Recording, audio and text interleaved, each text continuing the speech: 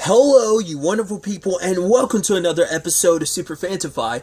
This being a show where we talk about TV shows of the supernatural, fantasy, and/or science fictional genre. For today's episode, I'm going to talk about the latest episode of 4400. A lot of really interesting things went down in this episode, so let's break it down. Well, first and foremost, we have the opening, which is basically picking up 48 hours in the aftermath of everything that went down last episode with Mildred's display of her ability to the world. I'm surprised there wasn't more pushback, but I guess considering everything, it's like, well, like, the fact is that there was nothing in the episode saying like, oh, this is obviously fake news. It's like, no, I guess when you have people just popping up out of nowhere like the way the 4400 did, then I guess a lot of people are just going to jump on there. Or maybe we just didn't really get the people who were like, oh, you're crazy. Like, oh, obviously they faked that or something. I mean, it's a live broadcast, but I mean, that still doesn't mean anything necessarily. So, but still, I did like what they did when they basically kept rewinding it and showing you what different people were dealing with at the same time, like Jarrell finding a clock. But then even I noticed, I was like, oh, that's weird. Why is the number 4 instead of 3? Because Jarrell says, like, right, they continue the clock, but it's making it like a typical clock, like not skipping numbers. So why did it skip 3 to 4? So Jarrell's dealing with that. We find out Jessica is a lot more, like, maybe, I mean, I didn't remember that coming up before. Well, we know she knew about Ipsy Med, meaning she knew about the abilities, but Keisha was unaware that she was in the know about what this plan was, exposing the 4400's ability to the public. Like, the moment it's like, wait, the guy who can make fires is gone, like, you gotta find him. Like, she was all about it, so it's like, wow. And I think this episode really stepped her up as supervillain status, which I thought was kind of interesting. Or just at least villainy, because at least she seemed like, she kind of seemed antagonistic to some extent, but you thought it's just like, right, she's doing what she believes, she's just doing her job, yada yada. It's like, no, she's all about this. Like, for whatever is at the heart of all of this, she's a part of the inner circle, as we kind of discuss, as it kind of comes up later on in the episode, So you have that. Soraya is talking to her mom because her mom's like, oh, like, you know, not wanting her to have this job. And also it's like, right, her friends are asking about like a child and stuff like that. And it's like basically any girlfriend she brings around isn't good enough, that whole thing. But we got introduced to Steve, what he was kind of going through, because he defended the 4400 being like, they're not bad. To be fair, like, his main interaction with them was through LaDonna, and him and her kind of hit it off. I wonder if LaDonna was still here, would Steve's story have played out 100% the way it was? Because, like, she was his only real tie to the 4400. Other than that, he's like, whatever towards them. Sadly, just like everything is just about escalation and, like, things trickle out. Because what they wanted to try and prevent last episode, which was the conservatorships kicking in, now they have kicked in, and now it's dealing with the aftermath of that. The Rev usually having all the words and knowing exactly what to say, because he's never been someone without the words to say, doesn't know what to do. And even Shanice, it's like, she ends up helping, was it Jiyoon? Because obviously it's like she just wants to go back to her family, her friends. She got like a dog and everything. And Shanice was able to help her. And Rev, it's just like, for him, it's like, right, I'm supposed to be the leader, and I can't help them in this moment. He feels so powerless, especially because he blames himself, because it's like, right, he didn't sign the conservatorship because he was so busy trying to lead and help everyone else. Like, he never really took the time out for himself. Which, you know, I think it's interesting, because I was so certain they were setting Rev up to be like, setting Isaiah up to be like, an antagonist in the sense that, like, oh, he's a power-hungry person. Like, it seemed like they were potentially setting him up like that. Still could be that, but I feel more so than anyone's going to end up down, like, the evil-ish route is going to be Mildred. They've already kind of hinted that with Hayden's vision showing her kind of on the more extremist side of things, at least from a little bit we got, right? So she kind of fills that role, so Isaiah doesn't have that as much, but I thought he was going to be like, I think what I was thinking of for Isaiah is probably going to end up being what Mildred mainly will be.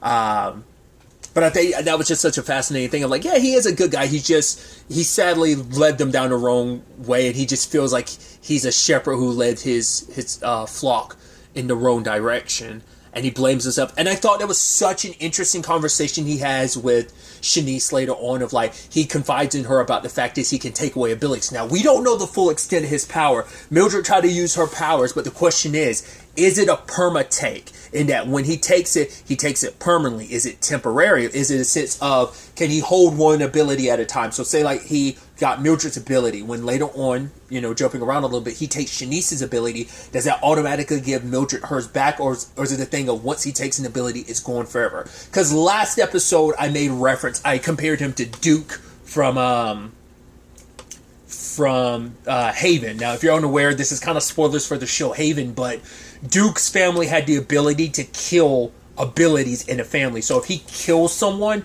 their troubles in the rest of the family, it's not even like a future generation. Say like you kill the father, but he has like a 15-year-old daughter. Basically, the curse dies with him, and his daughter, even if her abilities activate, will automatically disappear. They'll never be cursed. So I was wondering if it was something of that nature. But like I brought up, is it a temporary thing? Like, is it a thing of he is taking their abilities? We haven't seen that it is a thing that he's taking them. Or is it just purely taking them and giving them to himself or not? Because I don't know if I made this reference before, but there is a character in Misfits who gets introduced in season 2 who basically takes and switches people and takes and sells people's abilities. So like, oh, he can take, oh, you have the power to read minds. Well, here you have, I can now sell you immortality. So he can give and take abilities as he wants. So I was wondering if it was going to be something of that nature. But at least this episode is leaning into him just straight up taking abilities.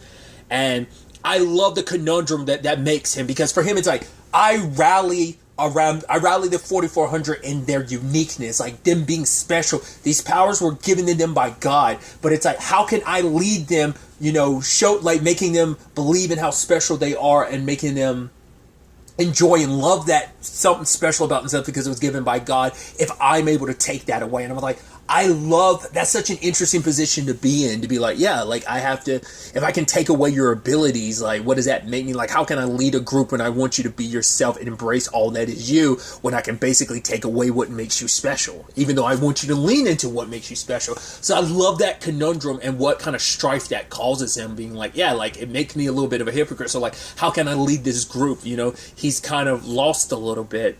But Shanice later on asked him about taking her power, because it's like, right, you are able to do something for us. You're able to give us a choice, something we haven't had before. We never asked for these abilities. And if you know, and that, think of it as that. And I think that changed his perspective on things. So he ends up taking her ability.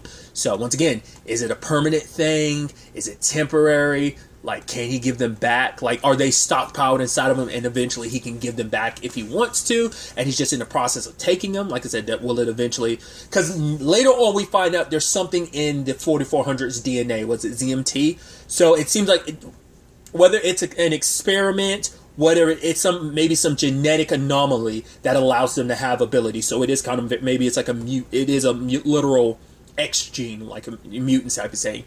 But maybe it's not that he can maybe he can nullify it temporarily. So whatever it is in him, he has something in his DNA that basically can overwrite, like at least shut down that ZMT that potentially gives them their abilities. Maybe he can temporarily shut that down, and it isn't a permanent, oh, I'm taking your powers, I'm just putting it to sleep. Maybe it can permanently stay asleep, but maybe he has the power to not necessarily take it away, but shut it down and also awaken it again if need be. Once again, we've only just got introduced to the power last episode. We dived into it a little bit this episode, but we still don't know the full scope of what as Isaiah is like completely capable of. Because Shanice has it in her mind that she can help everyone out by having the hotel becoming a sanctuary. That way, that was already the plan, but this in turn will actually prevent the conservatorship from kicking in, and the government will not have the power that they have. But Jessica, once again, playing her villain role, is like, oh, I will basically put you through so much red tape. The people you have to go through to make that happen is my department. It's like, you're so out in the open and blatant about it, because she wants to make it seem like, no, I'm doing this for the greater good of everyone else. It's like, we know that's BS. Keisha knows it's BS. Jarrell knows it's BS because you said everything. You might not. It might not have been your plan. I mean, hell, for all we know, it might have been. But you're definitely part of the inner circle, and you co-signed this plan to set this all in motion. That for these people to be seen as a threat. For what purposes? I guess it's so that the government can legally contain these people and do whatever they want to. Because if they have public support around it, because like there's give and take with like, yeah, there's some people, but if you can get a majority of people on your side for treating the 4400 as a threat, you can do whatever you want to with them, whether that is weaponizing them, whether it's trying to find a means of copying their abilities, because it definitely seems like it's one of those two, but we still haven't even really scratched the surface on what the government actually has planned, greening them at the very least, for the 4400 in the grand scheme of things.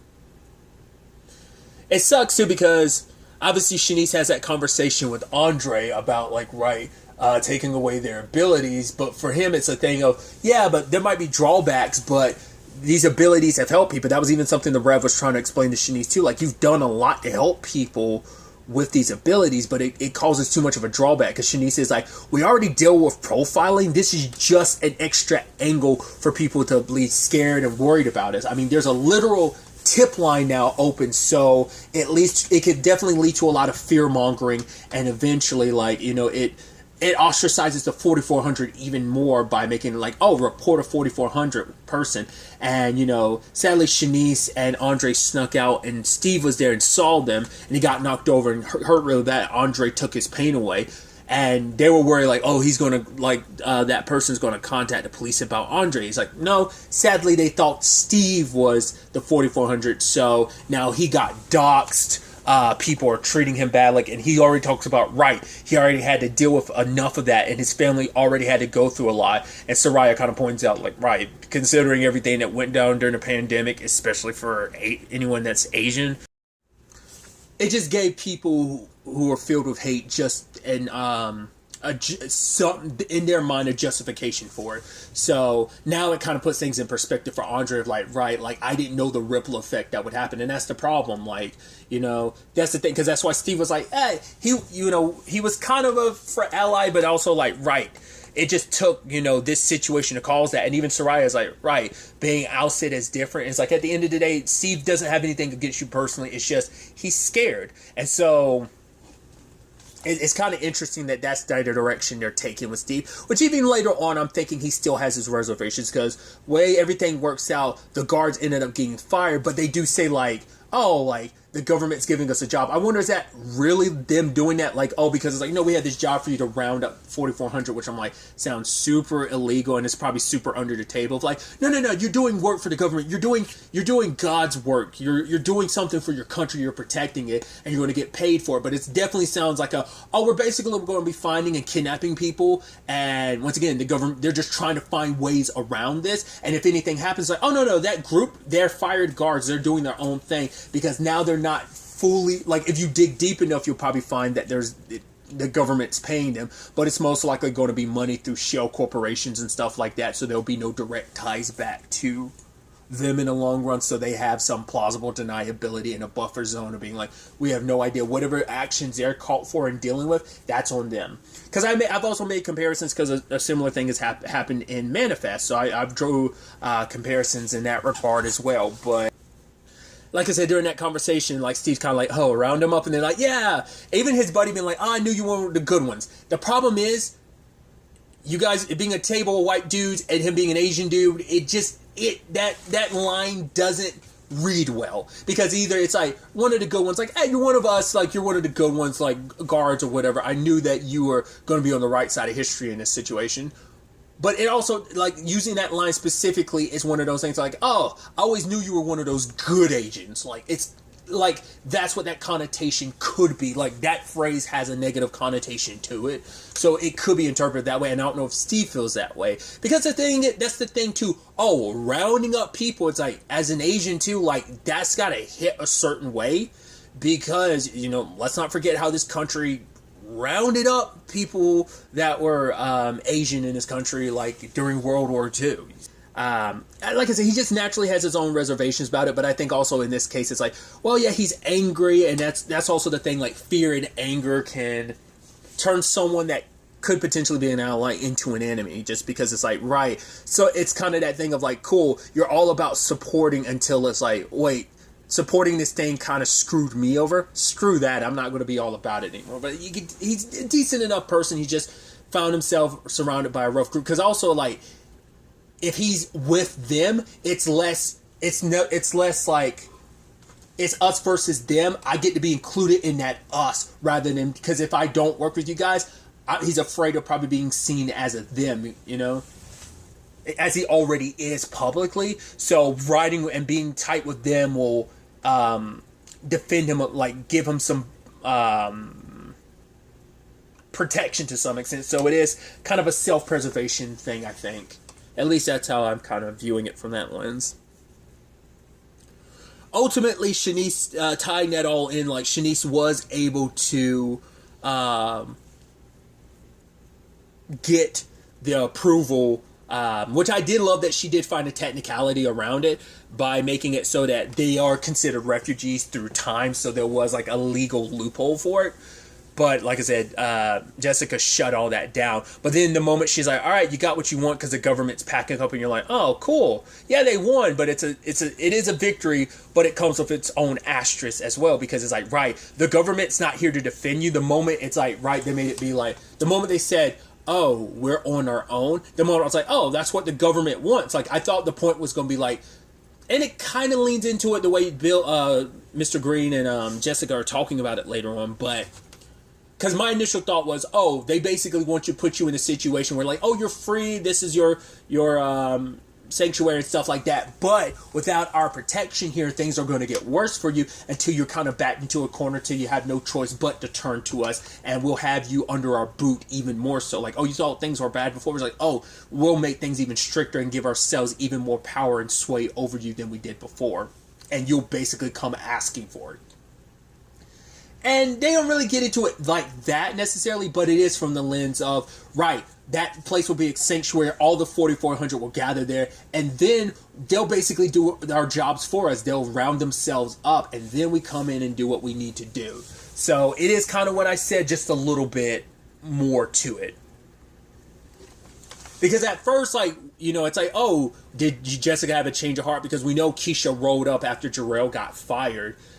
For everything, which I even love. Jarrell's like, or you're gonna regret being on the wrong side of history, Jessica, because it's like, right, these are people, don't treat them like there's something else. And even Keisha's trying to say, like, right, like, be the person I knew, like, and that's the thing, she thought she knew Jessica. Jessica's like, I'm not the one that's changed, you are, which sucks. And she's like, because like for Keisha, it's like, well, I evolved, like my way of thinking and viewing things is different. And it's like, right, you can change too, but Jessica has no intentions. Why she's so steadfast in this, why she wants to play the role of the villain. Once again, no one thinks they're the villain, because it's like, probably like, no, like what I'm doing, she probably thinks there's a greater cause, a greater good. There's some benefit for the 4,400. It's not like this whole fear-mongering thing of making them seem like something else, something dangerous. It's all part of a ploy. Like, yes, they could be dangerous, but it is about getting something else out of it. That's what, it's not like you have some altruistic goal like, no, I'm really about protecting people. It's like, no, you're after something. We just, once again, don't know what that something is. Especially because it's like, Jessica definitely still has feelings for Keisha, so she kind of wants, she's like, yeah, like we see that she had she shacked up with someone just like Soraya and Keisha did, which is a shame because Soraya made it clear, like, no, I'm not going to be a rebound. If this is it, if this is us, we in there. But problem is, Keisha doesn't necessarily respond when she's like, oh, you want to hang out with? Keisha's like, oh, I'm going to go back to my place. It's like, Soraya kind of made it clear was that last episode or was that the episode before last? She was like, this is kind of how I roll. This is who I am. But I think she's also not in that position to try and, I think she's trying not to like pressure or push like Keisha in that moment, maybe. I don't know. But yeah, Keisha tried to speak to Jessica like, yeah, you can change this with one sign of like one like signature from your pen. You can make everything easier for them. But Jessica, and in that moment, Keisha's like, right, you wanted this to happen. And it's just like, Keisha's just like, I can't be a part of this anymore. She quits. And even Jessica was kind of shocked. I wonder, does it benefit them in the long run? Not because she knows Jarrell was a pain, but we find out later on there was a justification, not justification, but like they had their reasonings for that. I wonder, did she really want to keep Keisha around? So we'll have to wait and see, like, whether or not that was also part of the plan of, like, yeah, we can't have two people who are against us working here. We can't have them having access, so we need, it's like she wanted Keisha to quit. She just wanted to make it seem like it was her idea. But tying it all in, like, let's go with the Jarrell thing. Because obviously he keeps seeing signs about his brother. Every time he turns around, he's finding the clocks. But the numbers are there, but they're not, like, the next number. Like, he ended up finding, it went from, like, 4 to, like, the 6 to 9, I think, is what it was. But then, or was it just, no, I think it was, like, 149 is what it was. Maybe something like that. Whatever the case may be, he thinks there's more to it. It's like, but Keisha's like, even Soraya are like, if it was Manny, like, why would he be reaching out like this? And, Jarrell's justification is like, well, maybe he's in danger and this is the only way. Like, because he's always felt like his brother was a part of all of this in some shape or form, had a connection, especially with Andre and LaDonna looking into some of his research and stuff like that, some of the code. But ultimately, it ends up being a thing of, he ends up connecting it to A Wrinkle in Time, because it's a book about, seeing what's in front of you, even though you can't see it. And part of me is like, and it's about time travel, so part of me is like, and obviously this is all correlates to time travel, so part of me wonders, could Manny's ability actually in itself be a time travel ability? Could he actually be the one that actually has a time travel power, and that all of them are here because of him? Like, could it be a thing of he went to the future? Because part of me was like, do you think he's kind of stuck in, like, a pocket dimension of sorts, like, in between time, and maybe he's phasing in and out all the time? So anytime he puts a clock and disappears, and why you can't find him, is because he's constantly phasing in and out of time, and he needs your help because he's seen the future, and maybe kind of similar to, like, Five from Umbrella Academy. Maybe he, like, pushed his ability too far, and maybe he was enjoying it for a bit and then kind of pushed it too far, and now he's kind of stuck in, like, phasing in and out of time. Maybe it's not just like, because maybe he's like, maybe pretend like time is this thin wall, and every few, like, centimeters in front of you is a new point in time. So, like, say here's 2021, and then, like, a few centimeters in front of you is 1957, and he's constantly slipping through time all at once, kind of like Iris was for a little bit on the Flash. I'm making all the references, I'm sorry, but, like, yeah, you're kind of being spread across all the, like, so maybe he's constantly slipping in and out. So, because it's like, right, he's doing it sometimes, but he's not doing all the time. Like, why now at any point in time? So I think it's because he knows what's going on. He's trying to give his brother a warning, but then we see at the end he gets arrested because that's what they want. They wanted to put Jarrell in a situation. They're arresting him for, like, stolen government property or something like that. So I'm assuming at the heart of all this is Manny. They need Jarrell. They want to answer him, get any questions, any answers out of him they can, because they need Jarrell so that they can, I think, get Manny, because Manny's probably the most important person for whatever it is that the government's up to. So I think this is their easiest way to get to him. Other than that, there is the Soraya thing of her helping out Andre, and she ends up opening up looking through some of Manny's code, they find out about the ZMT, like I referenced earlier, being in the blood samples of the 4400, and she's like, do you trust me? And she turns it over to Jessica, and immediately I'm like, are they really doing it? I was like, nah, I can't, because she made sure to be like, do you trust me? I'm gonna work on this. Which could be the case. Maybe just like, right, the last time she got arrested, maybe that's what she's been doing this entire time, playing LaDonna and then being like, I'm with you guys. Because maybe she wasn't just talking about Steve, she was talking about herself. Like, she was scared because the government put her in a position like, you work for us or things are going to get bad for you. Really, really, really bad. So she's pretending like everything's okay and that she's an ally and everything. Maybe that's also why she isn't too worried about the Keisha thing, because she's trying to get close to Keisha just to find out what she knows and use this against 4100.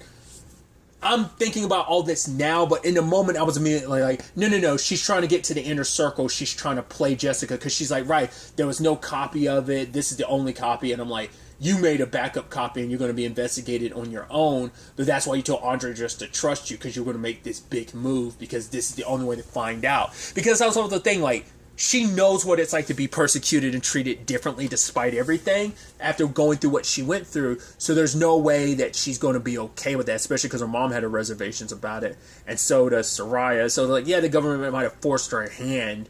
That's a possibility, but it could just be like, you know what? No, I'm going to fight back. I'm going to help everyone the way I was treated, and they're being treated. It's like, no, I'm not going to sit on the sideline. Just let that be. So it's going to be interesting to ultimately see what's, like I said, I'm leaning more towards she's just playing alone to get to the inner circle, but there's a good chunk. I'm probably like 50. I'm probably like 55, 45 maybe. Currently 55 saying like, oh, she's playing Jessica, but then there's a 45% being like, maybe she's playing the 4400 and Keisha and Jarrell and them. So, but we'll have to wait and see how that plays out. But I'm excited to see where the next episode ends up taking us going forward with all of this. As a 4400 think they've got a little more freedom, but even then still realizing like, right, this is still part of their plan, leaving us on our own. So we'll see how it plays out. But really, that's all I want to talk about. Till the next time we meet, be happy, be safe, live life to the fullest, and enjoy it. Good day, and goodbye.